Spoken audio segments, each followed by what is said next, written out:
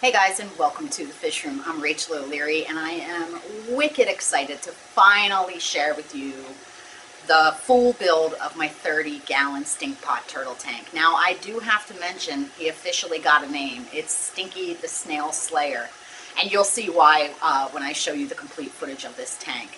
I am considering adding some minnows to this aquarium. Now, it's possible as he gets bigger, he may end up snacking on them, but of course I could always pull them at that time and move them to a different aquarium. But I think for now, with how tiny he is, it would add some activity and fun to this aquarium.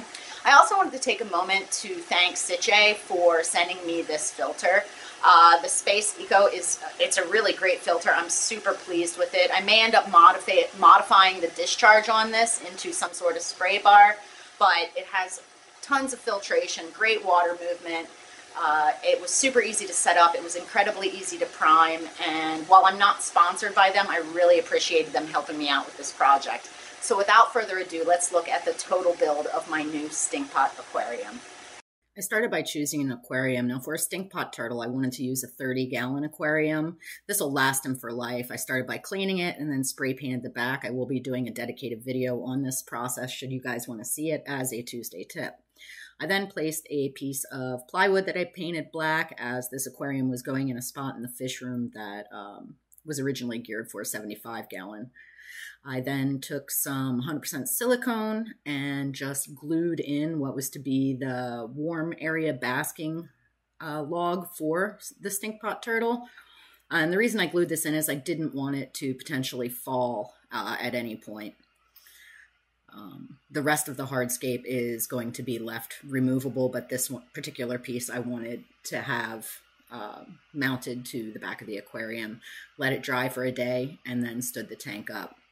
I then just placed some other pieces of river wood I had around. Like, most of this is stuff that I've collected from my area, and just played around with the design. The goal was to have two spots where he can get out of the water, one in a cool area, one in a warmer area. I then added some pool filter sand just to cover the bottom. It's very, very thin. I don't plan on planting any plants into this substrate, though I took a lot of inspiration from my travels this summer, spending a lot of time kayaking and canoeing, and there is a ton of val found in their native habitat. And the reason I went with the brown background on this aquarium is because of the inspiration I took from nature. I then filled the aquarium, and I had to place some rocks just to hold the wood. I ended up having a bunch of delays with the filter, so it ended up working out that I got to remove those rocks by the time I went to plant the aquarium. I then primed the filter, discovered I was missing O-rings, flooded my fish room floor, and yeah, lesson learned. Always make sure you check your O-rings before starting your filter. I then soaked some botanicals. Now, these are leaves that I collected from my yard, which is a great and affordable way to get botanicals. I simply soaked them in boiling water for a few days to remove some tannins, as well as to make them sink. I then took 3-inch coconut coir pots, which are a renewable resource, so I really like them, and placed them into the holes that were in the wood. And this will allow me to add soil in order to plant some plants that will be the emergent growth in here. And I really do like using materials that are renewable and not so detrimental to the environment. I then added in the various leaves and twigs that I'd collected and soaked to the aquarium. And this is just, again, to mimic a more natural environment for the turtle. Also, I'm going to be adding a bunch of snails to this, and they'll certainly graze on the biofilm that is produced from the breakdown of these guys. Now, I didn't want a super tannin-rich look to this aquarium, but inevitably I will have some of that just from the driftwood and the leaves that I used. These were just oak leaves, I believe. I don't even remember exactly what they were, but again, collected from my yard, so something that I can easily replace as they break down. I then also added quite a few ram's horn snails. Snails are a natural part of these little turtles' diets, so I figured it would provide some enrichment as well as nutrition for him. I also took this opportunity to do a water change, remove some of the tannins, and clean up some of the debris from the soaking driftwood. I then went out to the greenhouse and just grabbed a few plants from my summer tubbing. This is Bloody Dock, which is in the sorrel family, so it's edible. So should he choose to eat it, it's not a problem. And it's actually a nice salad green. I grabbed some sunset loosestrife and some dwarf parrot's feather, and there's a bunch of mosses and things like that that I use to cover the surface. And then I just grabbed some generic soil. Brand is not really important. This is aquarium soil because I had it laying around, and potted up those plants that I had grabbed from the greenhouse. Now, because this is a turtle tank, I am having a wire lid on the top in order to mount the basking and UVB bulbs. So the plants will have to grow sideways. So we'll see how it goes long term, but I figured it was worth trying. Originally, I was going to make this a paludarium, but then I decided I wanted to give him more water than land area, as they are a species that stays predominantly in the water.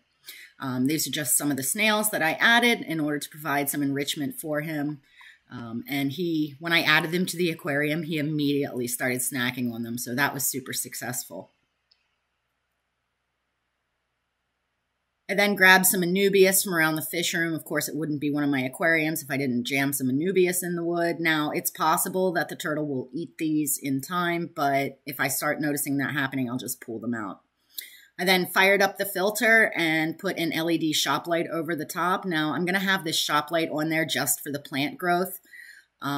As mentioned as well, I do have UVB and a basking lamp for the little turtle to provide a warm spot for him to get out, and as well as to promote health. I think in time, this aquarium is going to be super nice. I added my turtle to it, and within seconds, he was just exploring all the various perches, all the various caves. He found both basking spots. I did realize at this point that one of my logs had fallen down, so I ended up standing that back up. This is the basking light and UVB bulb for him. Again, it's over that glued in basking area.